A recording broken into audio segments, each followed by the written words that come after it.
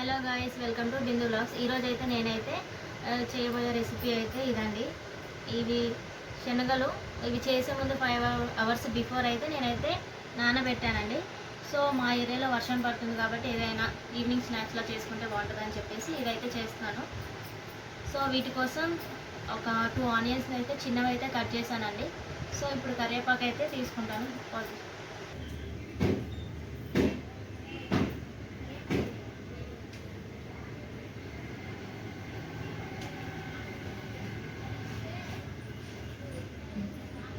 మా ఇంటి దగ్గర అయితే కరివేపాకు చెట్టు ఉందండి. సో చూసారు కదా వెదర్, అందుకే ఏదైనా ఒకటి వేడివేడిగా తిందామని అయితే చేస్తున్నాను.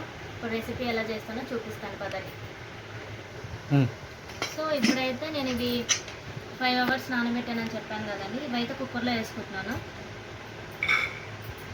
వేసుకోవాలండి.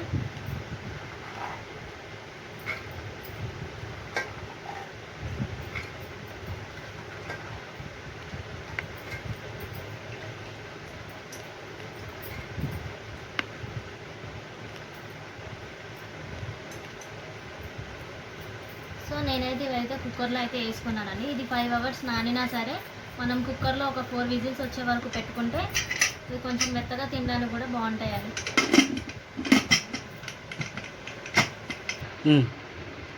సో కుక్కర్లో వేసి 4 విజిల్స్ పెట్టాలని చెప్పాను కదండి.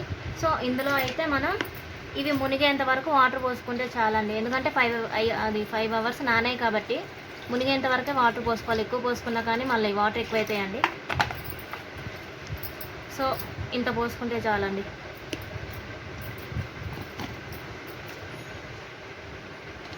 నేనైతే సాల్ట్ వేస్తున్నానండి టేస్ట్ కోసం. ఇది ఉడికేటప్పుడు సాల్ట్ వేసి ఇంకా టేస్ట్ ఉంటుంది.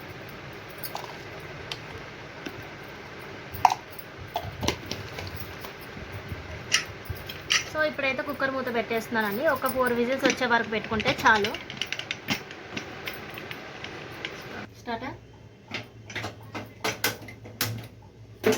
జస్ట్ 4 విజిల్స్ చాలండి. మరి ఎక్కువైపోతే కూడా ఇవి మెత్తగా అయిపోతాయి.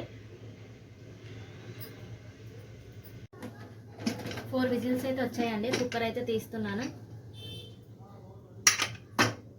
సో ఇవైతే బాగా ఉడికినట్టున్నాయండి. పాజ్.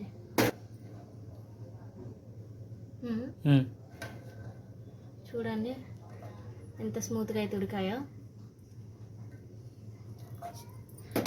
మొత్తం బయట పారబోసేసి ఇవి మాత్రం ఫ్రై అయితే చేసుకుందామండి. స్టాప్ చేసి.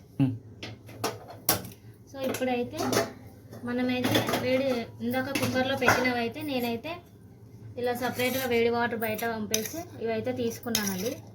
వీటిని అయితే ఇప్పుడైతే ఫ్రై చేసుకుందాం. గ్యాస్ ఆన్ చేసి. సో ఇందులో అయితే ఒక టేబుల్ స్పూన్ ఆయిల్ అయితే వేసుకుంటున్నాను.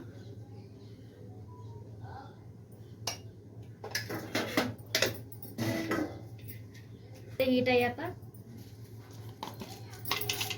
ఇవైతే తాలింపు గింజలు అయితే వేసుకుంటున్నానండి. అందులో ఇవి ఒక టేబుల్ స్పూన్ వేసుకుంటున్నాను. కొంచెం ఇంకొన్ని వేస్తున్నాను. వేసుకుంటున్నానండి టేస్ట్ కోసం అయితే.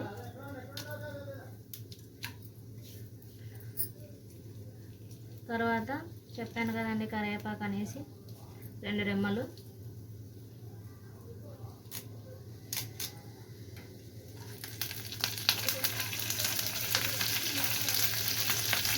ఆనియన్స్ వేస్తున్నానండి ఇందులో.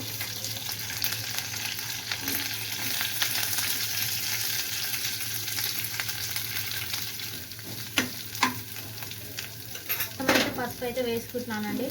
కొంచెం చిటికెడు పసుపు. నేనైతే ఇందులో సాల్ట్ అయితే వేయట్లేదు అండి. ఇందాక నేను అది కుక్కర్లో పెట్టినప్పుడే పెట్టేసాను కాబట్టి సాల్ట్ అయితే వేయట్లేదు. ఒక 2 నిమిషాలు మగ్గిన తర్వాత వీటిని అయితే వేసుకుంటానండి అందులో.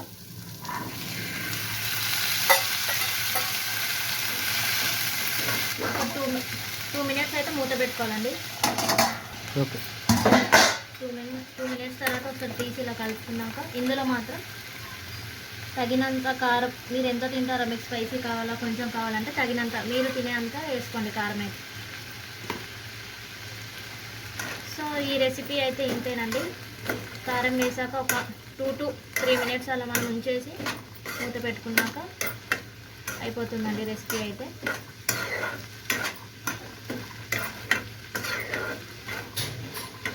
2 to 3 మినిట్స్ తర్వాత మళ్ళీ చూద్దామండి. ఇప్పుడైతే మూత పెట్టేస్తున్నాను. ఒక 2 to 3 మినిట్స్ అయితే అయిపోయిందండి. చూడండి ఇది ఎంత కలర్ఫుల్గా వచ్చిందో. సో ఇంతేనండి రెసిపీ అయితే. ఇప్పుడైతే ఒక బౌల్లో సర్వ్ చేసుకుంటున్నానండి ఇదైతే.